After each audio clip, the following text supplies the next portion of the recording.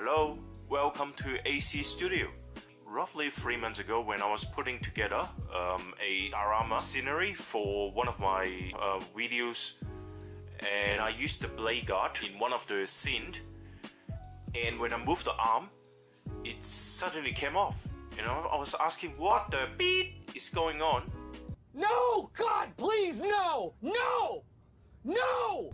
Apparently the peg on the shoulder joints broke off. This blade guard is bloody expensive, and to have a broken joint is almost like, you know, that's the end of the figure. So the shoulder joint is probably one of the most important joints. You know, you need to pose the figure, you can actually move up, down, out, whatever, you know, holding a weapon. So having this broken means you cannot do anything to this figure anymore. And I have no idea for a long time what to do with it. So I actually left it on the shelf with the book in hand like that, just put it like that, and that's it. So I reached out to companies where I bought this from, and other companies that I bought other Joytoy from, right? And asked them, you know, when I could get a replacement joint. Would you have replacement joint for sale? I'm more than happy to pay for it, whatever, right? And none of them are helpful at all. And some of you are the agents for Joytoy as well. So, you know, why can't you ask the factory to say, look, you know, send us a bunch of, you know, joints, or, you know, whatever, and you guys can make money out of it as well. Several months later. And then 1 week ago, I purchased this Chaos Terminator figure, and I moved his arms, you know, just, you know, see how it goes and stuff like that, and realized the right arm is moving very smoothly. I was asking myself, wow, did Joytoy improve the joint of the figures, you know? And of course not, you know. This figure was released more than 6 months ago. No way. And then I checked the joint and realized, oh my god, not again. And I put a joint out to show you, right? And apparently it is twisted here, right? So that's why the arm moves very smoothly. But it is not broken yet. And I did not bother to, you know, contact the company where I bought it from. And because there's no guarantee that, you know, if they send me another figure, the other figure will have the same issues here. From my experience with Joytoy figures, you know, for almost a year now, I realized the joint design is very traditional, as in very old style, right? It's not a ball joint. You can see, you know, that is like a kind of like a hinge joint, but the problem is it is actually very thin connection points, you know, between the hinge part and the peg, or I call this the bottleneck area, right? Only half of this peg is connected to the hinge area, so it's actually very skinny, you know. It's very, that's why it is very easy to break and very easy to be twisted, right?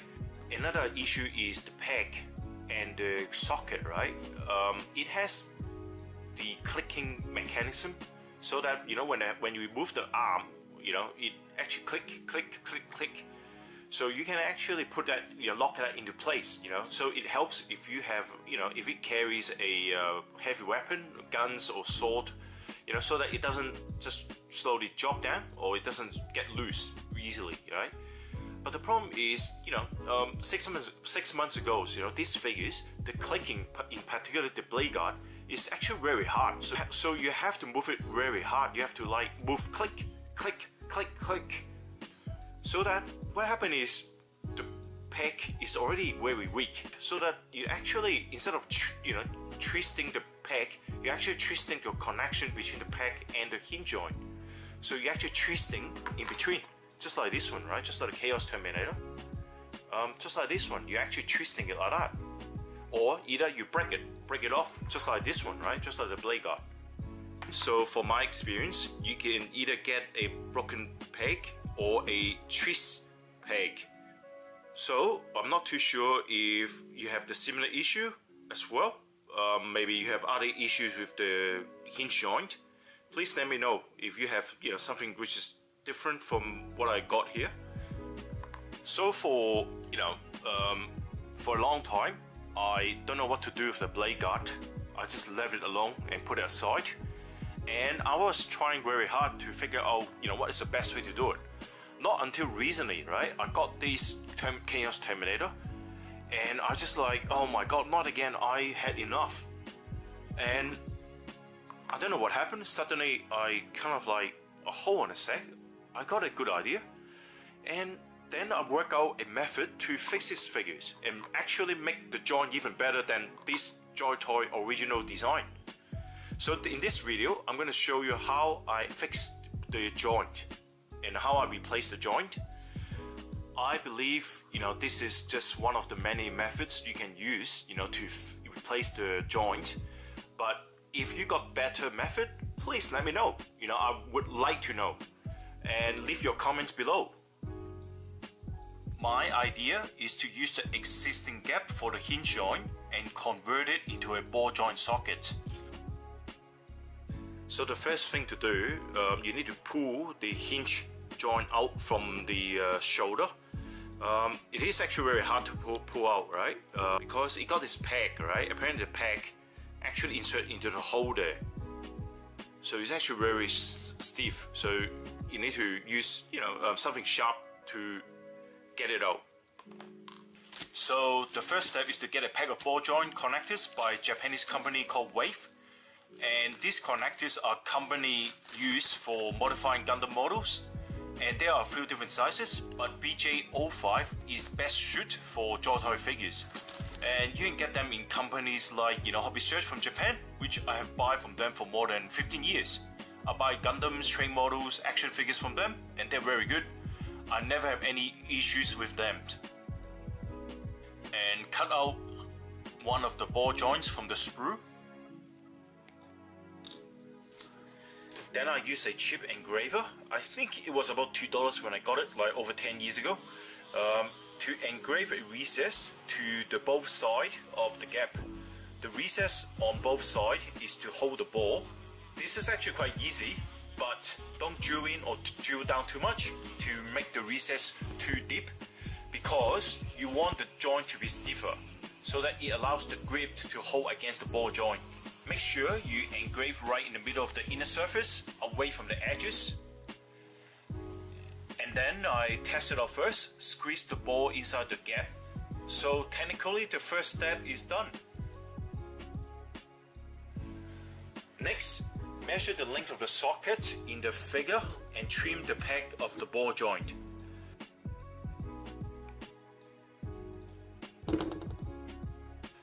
The socket in the figure is a recess, not a hole.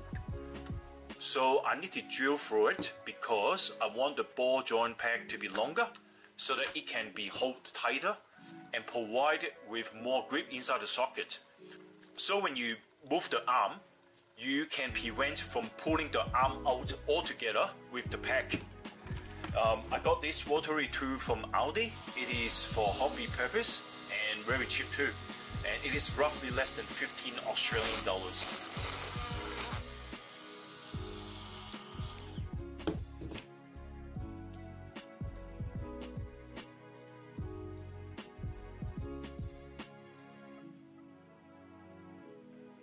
But the ball joint peg is smaller than the hole of the socket, so I used the plastic rod. In this case, I used the evergreen polystyrene to thicken up the peg.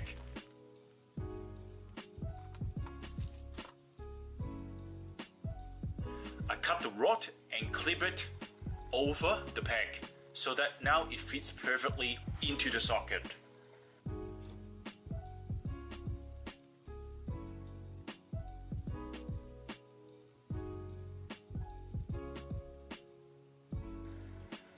And lastly, I paint over the white color with black, and then press down and connect the gap with the peg, and that's pretty much done. Finally! And then I used the same method on the Chaos Terminator. I used BJ05 again on this figure because the gap for the hinge on the arm is exactly the same width as the blade guard. So you can use the same joint again. The only difference is I used a bit of PVA glue to fix the socket. And this time the whole process took me roughly 5 minutes. So once you master the skill, you'll be very good at it. It will be very fast as well. Now it comes to the end of this video, and hope this video helps you, and let me know what you think. If you have a try at it one day, please let me know how it goes. Bye for now.